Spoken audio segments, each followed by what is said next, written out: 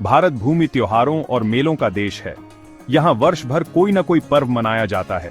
इनमें से एक है महाकुंभ, जो आस्था का महासागर कहलाता है।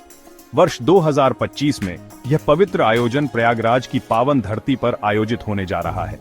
प्रयागराज, जहां गंगा, यमुना और पौराणिक सरस्वती नदियां मिलकर त्रिवेणी संगम का निर्माण करती हैं।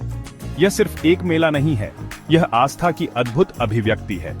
लाखों श्रद्धालु यहां आते हैं, पवित्र नदियों में डुबकी लगाते हैं और अपने पापों से मुक्ति की कामना करते हैं।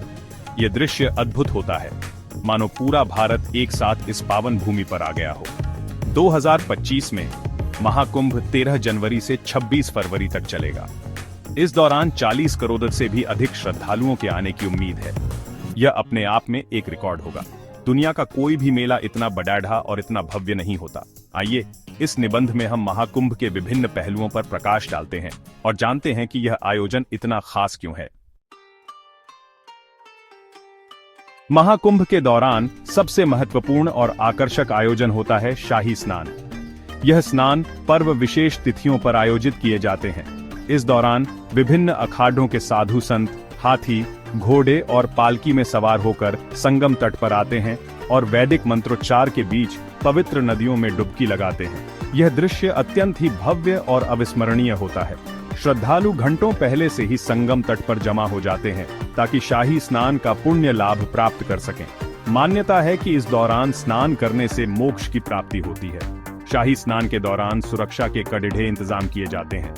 हजारों की संख्या में पुलिस बल तैनात रहता है ताकि किसी भी अप्रिय घटना को होने से रोका जा सके। इसके अलावा मेडिकल कैंप भी लगाए जाते हैं, जहां आपात स्थिति में लोगों को तुरंत उपचार मुहैया कराया जा सके। शाही स्नान महाकुंभ का एक अभिन्न अंग है जो इसे और भी खास बनाता है। यह आस्था और परंपरा का अद्भुत संगम है जो देखने लायक होता है। महाकुंभ का आयोजन त्रिवेणी संगम पर होता है। यह वह पवित्र स्थल है जहां गंगा, यमुना और पौराणिक सरस्वती नदियां आकर मिलती हैं।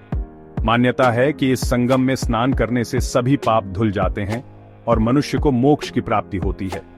त्रिवेणी संगम का धार्मिक और आध्यात्मिक महत्व बहुत अधिक है। पुराणों में इस स्थल का वर्णन मिलता है।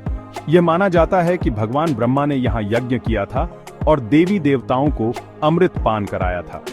आज भी लाखों श्रद्धालु यहाँ आते हैं, पवित्र जल में डुबकी लगाते हैं और अपने इष्ट देवी देवताओं की पूजा अर्चना करते हैं।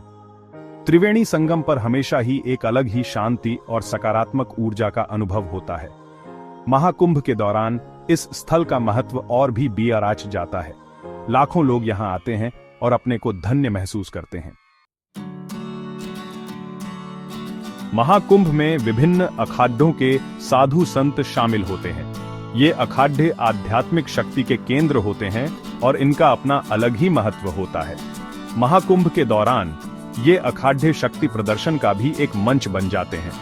इन अखाड़ों में नागा साधु, जूना अखाड़ा, अग्नि अखाड़ा, निर्मल अखाड़ा आदि प्रमुख हैं।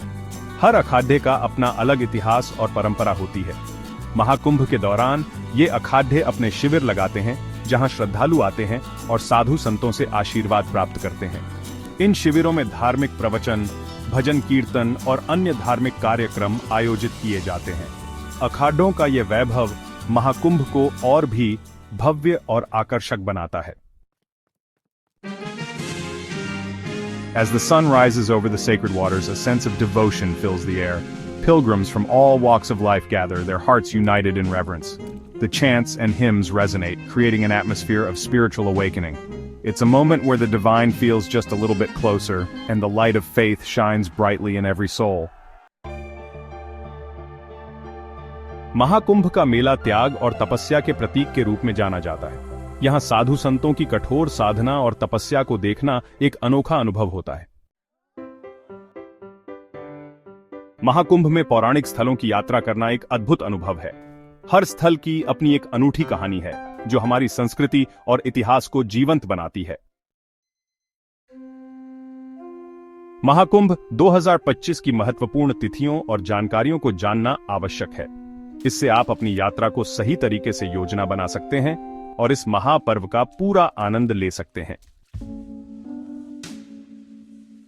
महाकुंभ में आध्यात्मिकता का अविस्मरणीय अनुभव होता है।